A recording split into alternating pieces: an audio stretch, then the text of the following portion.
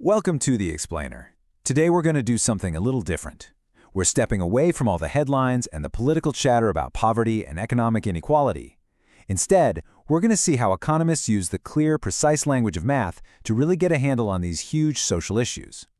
So, you might be asking yourself, how on earth do you take something as messy and, well, human as poverty and boil it down to a simple graph? I mean, it sounds kind of impossible, right?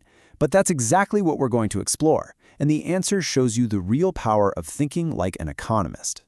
To kick things off, let's just ground ourselves in a moment that really put these ideas on the map for a lot of people. You probably remember the Occupy Wall Street movement. It really crystallized this growing concern about who gets what in our economy.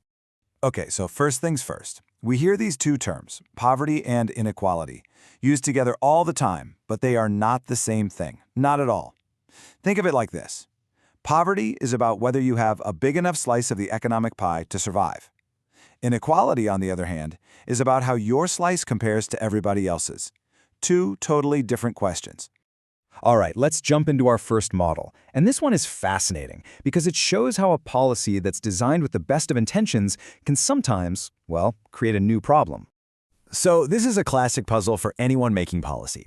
How do you give people a safety net without accidentally taking away the motivation to work? It's a super tough balancing act. But what's really cool is that we can actually draw a picture of this exact problem using something called the budget constraint graph. So let's start by building a really simple scenario. We're going to imagine a single mom with two kids. We'll say she has about 2,500 hours in a year that she could possibly work, and for every hour she works, she makes $8. Now, without any government help, her options are pretty straightforward. It's this simple, straight line. Over on the right, if she takes all her time as leisure, doesn't work at all, her income is zero. If she works every single one of those hours, she can make a maximum of $20,000. It's a simple trade-off. More work means more money. But what happens if the government steps in and says, hey, we want to help out. We're going to guarantee a minimum income. Let's say the program guarantees her $18,000 a year. That sounds great, right? But here's the catch, and this is the really crucial part that creates the trap. For every dollar she earns at her job, the government reduces her benefit by that exact same amount. Now, just look at what this does to her options. See how the graph completely changes? That flat part, that horizontal line stuck at the $18,000 mark, that right there is the poverty trap, visualized. We've literally drawn a picture of it. And this is where it all becomes clear. Think about it. She could work 0 hours, and she gets $18,000. Or she could bust her tail, work 1,000, even 2,000 hours, and her total income is still $18,000. She gains absolutely nothing for all that extra effort until she can earn more than that guarantee. That's a huge reason not to take on a part-time job, right? Okay, so that was the poverty trap for one individual. Now let's zoom out and shift gears. How do we measure inequality across an entire population?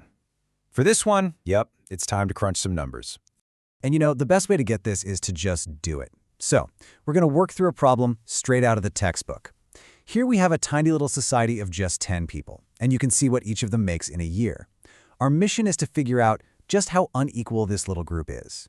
So, the standard way economists do this is by chopping the population into 5 equal groups. They have a fancy name for it, quintiles. It just means fifths. And the process is really straightforward. First, you just line up the incomes, lowest to highest. Then you group them into 5 buckets. You add up the money in each bucket, and then for the final step, you figure out what percentage of all the money each bucket has. And here are the results. As you can see, this is not an equal distribution, not even close. The bottom 20% of our people, that first quintile, they only get about 6% of the total income. Meanwhile, you look at the top 20%, and they're taking home almost half of the entire economic pie. Now that table gives us the hard numbers, which is great. But sometimes a picture tells the story so much better. So let's see how we can turn this data into a really powerful visualization called the Lorenz curve. Now, the most important word on this slide, the key to the whole thing, is cumulative, okay? We're not just plotting each group's individual share, we're going to be adding them up as we go. So first we just have to calculate these cumulative shares. The bottom 20% has it 6%. To get the next point, we add the second group share to that. So the bottom 40% of people have a combined total of 15.2%. See how that works? We just keep adding it up until, of course, we get to 100% of the people having 100% of the income. Okay, now we can finally plot these points. That straight, dashed line going up the middle, that represents a world of perfect equality. Where the bottom 20% of people have 20% of the money, and so on. As you can see, our points from our little society fall pretty far below that line. And when we connect those dots, we get our Lorenz curve. This one single line gives us a powerful visual of just how much inequality there is. The more this curve bows out or sags away from that line of perfect equality, the more unequal the society is. It's actually a pretty elegant way to see it. So we've defined our terms, we've modeled the policy problem, and we've visualized inequality. That brings us to the really big question. So what? What can actually be done about any of this? Well, the source material lays out 3 main tools that governments can use. They can use taxes and benefits to redistribute money. They can try to build a ladder of opportunity through things like better schools or job training, or they can tax large inheritances to limit how much wealth gets passed down. But of course, none of these are simple fixes, which leads us to the central challenge here. This quote from our source really highlights the fundamental trade-off. If you push too hard for more equality, do you risk shrinking the whole economic pie by taking away the incentives for people to work hard and innovate? And that leaves us with one last, really tough question. This is the choice that every society has to wrestle with. Economics and math can give us the tools to understand the trade-offs, to see the question clearly, but they can't give us the final answer. That's a decision we all have to make.